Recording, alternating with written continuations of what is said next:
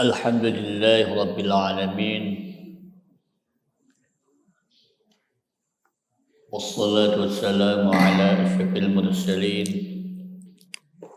Sayyidina Muhammadin al-amin wa ala alihi wa sahbihi ajma'in.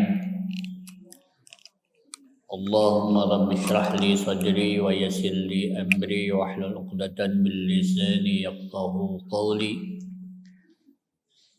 Subhanaka la ilma lana illa ma 'allamtana innaka antal alimul hakim. Qala 'azza min qa'il inna hadzal qur'ana yahdi lillati hiya aqwam wa yubashshirul mu'minin alladhina ya'maluna as-salihati anna lahum ajran kabira. Shadaqallahul 'azim. Jemaah yang berbahagia, alhamdulillah kita sekalian oleh Allah Subhanahu wa taala masih diberi salah satu nikmat Allah yang terbesar. Nikmat tersebut tiada lain adalah nikmat umur, nikmat kesehatan, dan nikmat kesempatan. Sehingga kita sekalian bisa berkumpul di tempat yang paling mulia ini setelah kita beribadah salat subuh, bisa bersilaturahmi sekaligus bersilatul ilmi.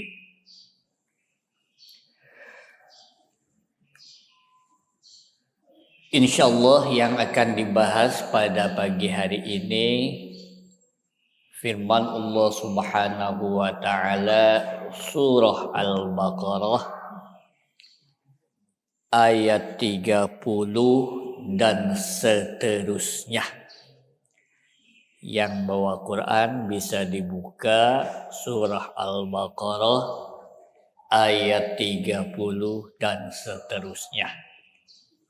Menceritakan tentang kisah penciptaan Nabi Adam alaihi salam.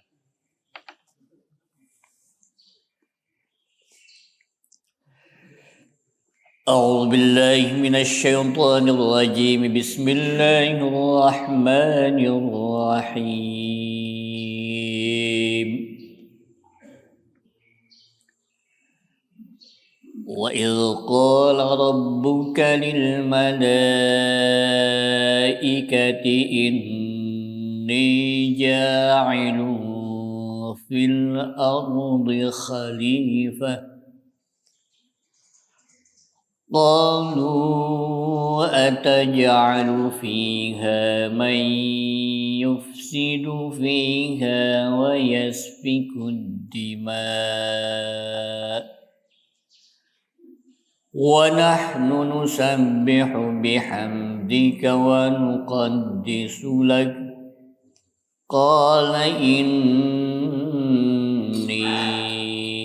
أعلم ما لا تعلمون.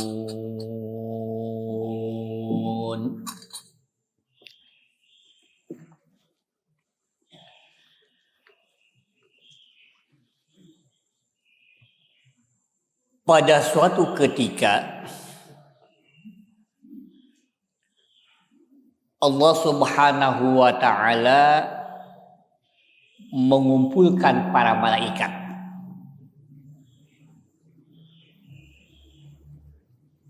dan memberitahukan bahwa Allah akan menciptakan Nabi Adam.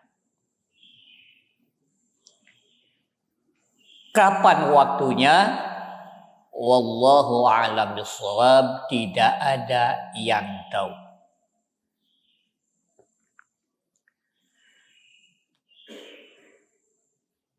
Wa idz qala rabbuka lil malaikati, ketika Tuhanmu wahai Muhammad berkata kepada para malaikat, inni ja'ilun fil ardi khalifah, sesungguhnya aku akan menciptakan di muka bumi ini khalifah. Di dalam ayat ini tidak disebutkan bahwa yang akan diciptakan itu adalah manusia atau Adam. Tapi yang disebutkan adalah fungsinya, yaitu khalifah. Ya. Tidak dikatakan inni ja'ilun fil ardi adama umpamanya. Tapi yang dimaksud dengan khalifah di sini adalah Nabi Adam alaihi salam. Karena di dalam ayat selanjutnya dijelaskan nama Adam.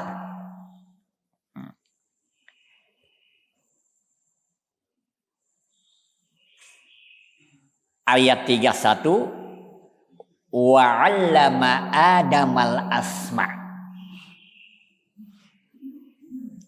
Jadi yang diciptakan itu adalah Nabi Adam alaihissalam. Hanya di dalam ayat 30 itu yang disebutkan adalah fungsinya khalifah. Kemudian apa yang dimaksud dengan khalifah? Banyak sekali para mufassir menafsirkan kata khalifah. Ada yang menafsirkan bahwa yang dimaksud dengan khalifah di sini adalah makhluk manusia pengganti makhluk sebelumnya. Khalafa yakhlufu khilafatan khalifatan, pengganti. Katanya sebelum Adam itu ada makhluk yang sejenis dengan Adam. Ini pendapat Muhammad Abduh. Ada yang berpendapat bahwa yang dimaksud dengan khalifah di sini adalah manusia. Karena manusia itu akan terus saling berganti dari satu yang lain. Adam diganti dengan Nuh, Nuh diganti dengan Ibrahim dan seterusnya dan seterusnya. Tetapi pendapat yang paling banyak yang dimaksud dengan khalifah di sini adalah makhluk yang akan melaksanakan tugasnya untuk memakmurkan bumi, atau makhluk yang akan melaksanakan aturan-aturan Allah di muka bumi ini. Karena makhluk-makhluk yang lain tidak diberi fungsi seperti itu. Kan? Intinya, sebagaimana yang dulu saya katakan, bahwa Allah Subhanahu wa ta'ala menyediakan bumi ini untuk manusia. Maka tugas manusia untuk memakmurkan bumi ini sesuai dengan aturan-aturan Allah Subhanahu wa ta'ala.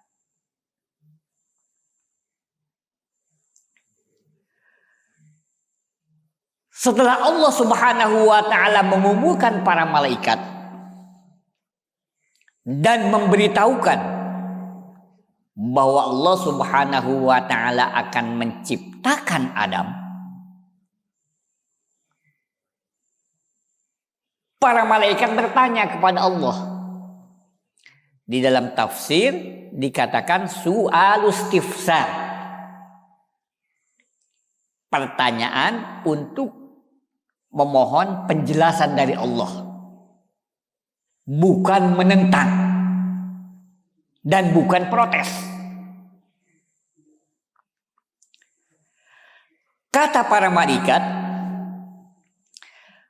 ataj'alu fiha man yufsidu fiha wa yasfikud dima. Apakah kau akan menjadikan di muka bumi ini makhluk yang akan merusak dan yang akan menumpahkan darah? Wa nahnu nusabbihu bihamdika, sedangkan kami mensucikanmu dengan memujimu, wa nuqaddisu lak, dan juga membersihkanmu. Pertanyaannya, dari mana para malaikat tahu bahwa manusia yang akan diciptakan oleh Allah Subhanahu wa ta'ala itu mempunyai karakter merusak dan suka menumpahkan darah? Padahal manusianya pun, Adamnya pun belum diciptakan. Allah baru memberikan tahu bahwa Allah akan menciptakan Adam. Kemudian para malaikat bertanya. Banyak sekali pendapat para mufassir. Yang paling kuat adalah para malaikat itu tahu dari tugas mereka. Kan? Sebagaimana saya katakan dulu bahwa segala sesuatu itu diciptakan untuk manusia. Sampai Allah Subhanahu wa ta'ala menciptakan malaikat pun untuk melayani manusia. Kan? Ada tugasnya anu, tugasnya anu, tugasnya anu, tugasnya anu.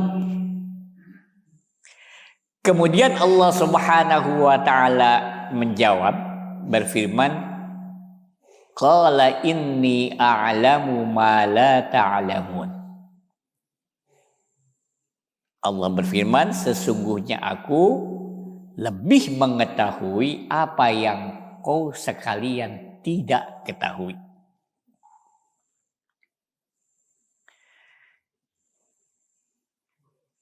Adam diciptakan. Nah, kemudian Allah memberikan keistimewaan kepada Nabi Adam yang tidak diberikan kepada para malaikat. Firman Allah Subhanahu wa ta'ala, wa 'allama Adamal asma'a kullaha. Allah mengajarkan Adam nama-nama semuanya.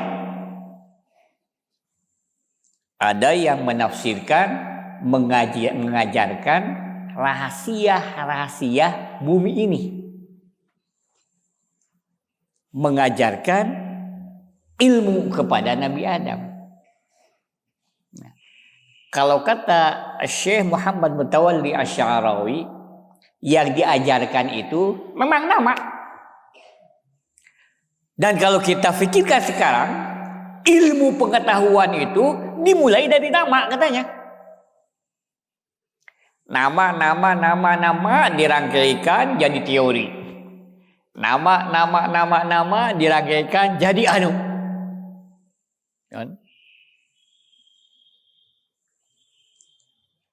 Di dalam hal ini mengisyaratkan bahwa manusia makhluk yang bisa menerima ilmu. Dan makhluk-makhluk yang lain tidak diberi kemampuan untuk bisa menerima ilmu.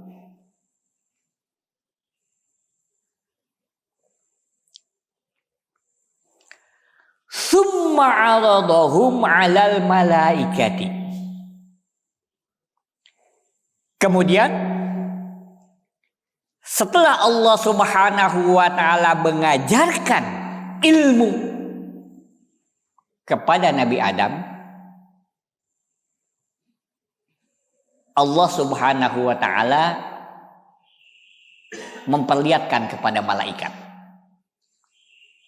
atas apa yang diajarkan oleh Allah terhadap Nabi Adam alaihissalam.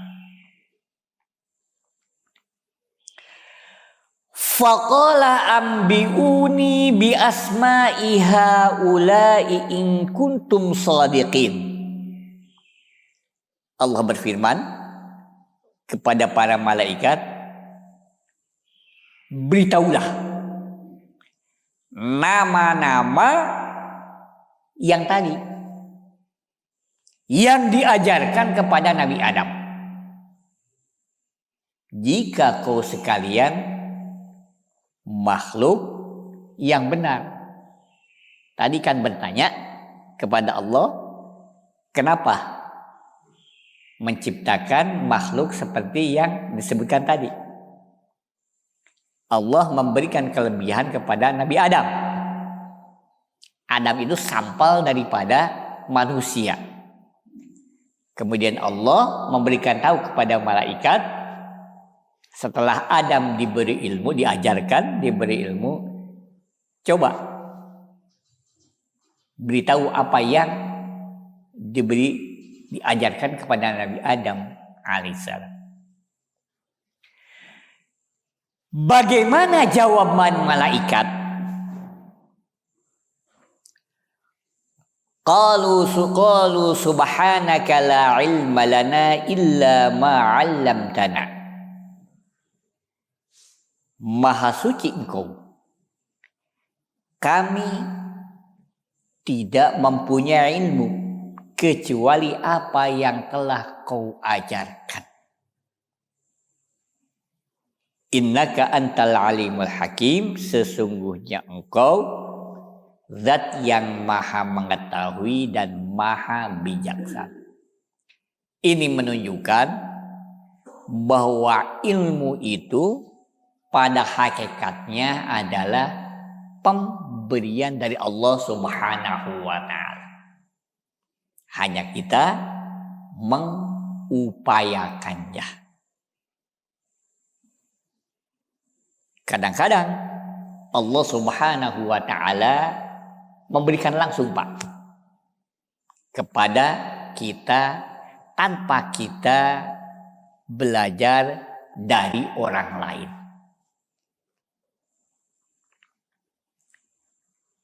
Wattaqullah wa yu'allimukumullah. Bertakwalah kau kepada Allah dan Allah akan mengajarkan kepadamu. Apa yang akan diajarkan tidak disebutkan oleh Allah. Kalau orang mengikuti perintah Allah, menjauhi larangan Allah, bertakwa kepada Allah, janji Allah akan mengajarkan kepada orang tersebut. Apa yang diajarkan tidak disebutkan, wallahu a'lam bishawab. Kadang-kadang si A bisa anu, si B bisa anu, si C bisa anu. Yang kadang-kadang tidak masuk akal.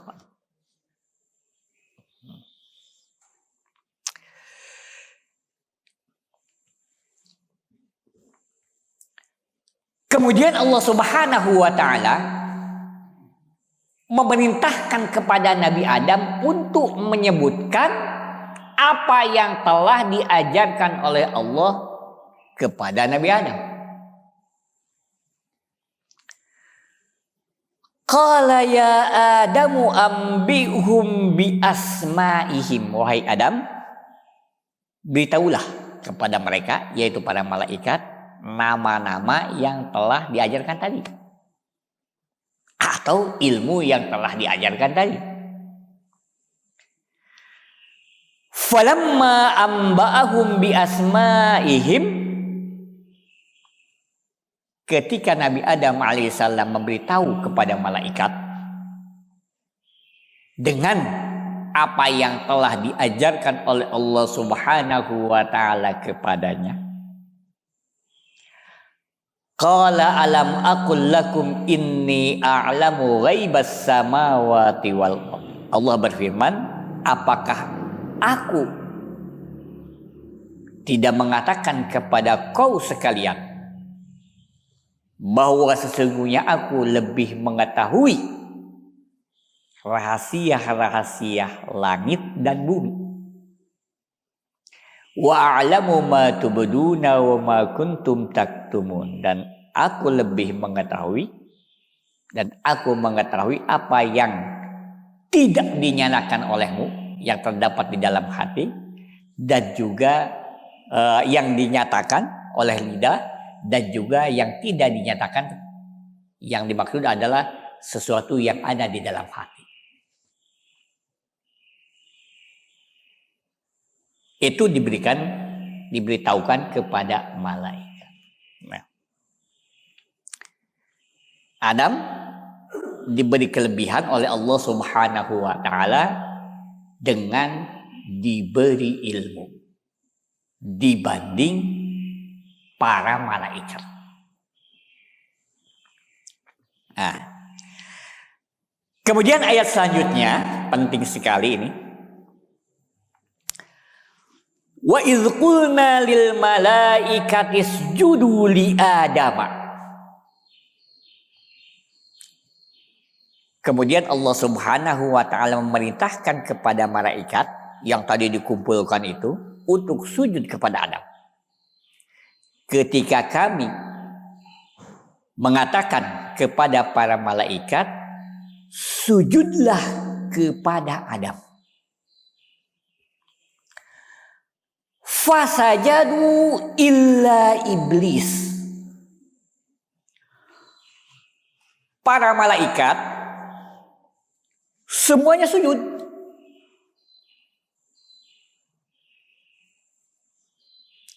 Kecuali iblis. Yang lain sujud, iblis enggak.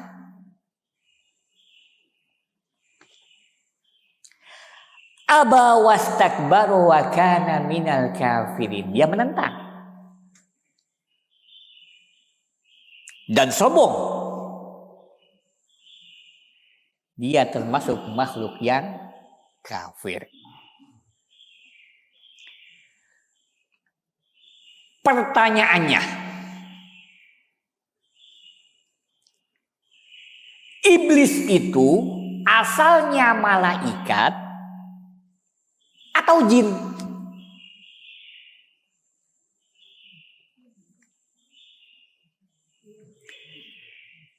Kalau iblis itu asalnya malaikat, kenapa dia tidak sujud, tidak tunduk, tidak taat kepada Allah? Padahal malaikat itu adalah ibadun mukramuna la ya'sudallaha ma amarahum wa yaf'aluna ma yu'marun. Hamba-hamba Allah yang mulia, tidak pernah maksiat kepada Allah, tidak pernah membangkang terhadap apa yang diperintahkan oleh Allah, wa yaf'aluna ma yu'marun, dan mengerjakan apa yang diperintahkan.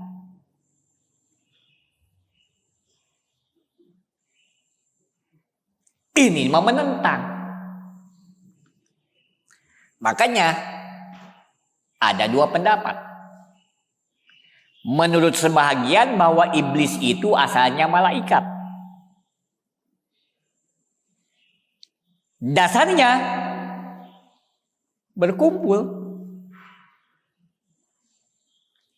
Menurut sebahagian lagi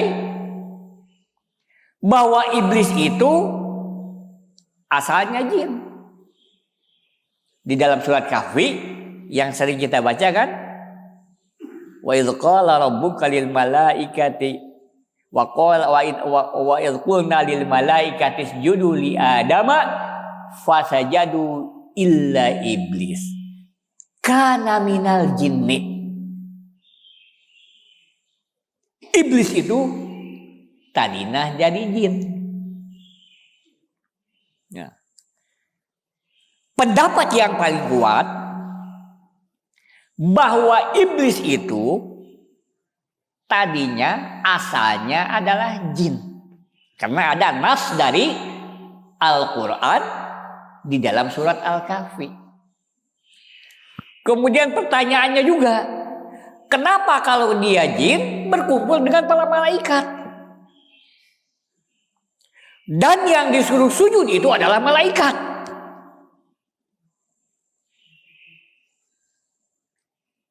Dijelaskan bahwa iblis itu sebelum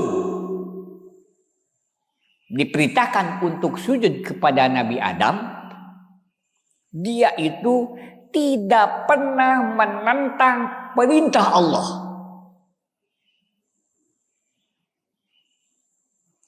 Kalau para malaikat wajar tidak menentang perintah Allah itu karena tidak diberi hawa nafsu. Tapi iblis nanti sama dengan malaikat, diberi hawa nafsu oleh Allah Subhanahu wa taala seperti kita. Makanya pada waktu itu iblis itu lebih mulia dibanding dengan malaikat.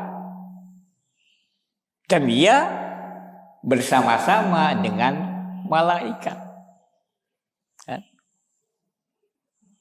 Jadi manusia itu jika dia betul-betul taat kepada Allah Subhanahu wa taala lebih mulia dibanding malaikat. Tapi jika manusia itu mengumbar hawa nafsunya, lebih hina daripada hewan.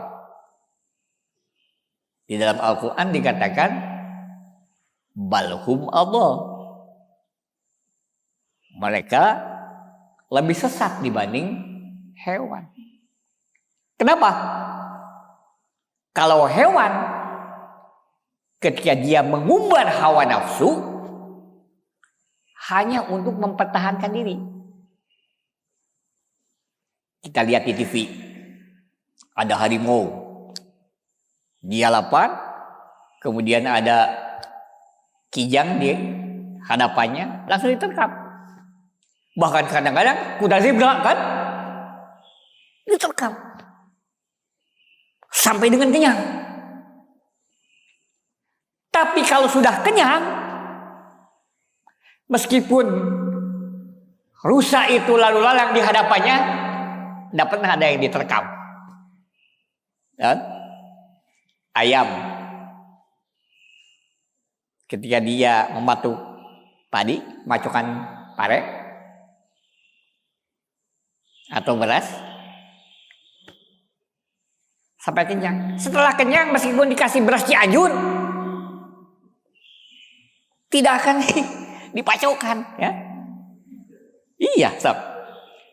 Ayam ya, ada ayam sudah kenyang, telihnya sudah ini, kasih beras Cianjur, Bu. Tidak akan, ya. Dan tidak ada ayam yang habis 1 liter, Bu. Paling 1 cangkir, enggak, setengah cangkir kan. Setelah itu udah. Tapi manusia ketika dia mengumbar hawa nafsunya bukan hanya untuk mempertahankan diri, untuk 7 turunan. Makanya dikatakan ulaika kal an'ami balhum adall. Manusia yang mengumbar hawa nafsunya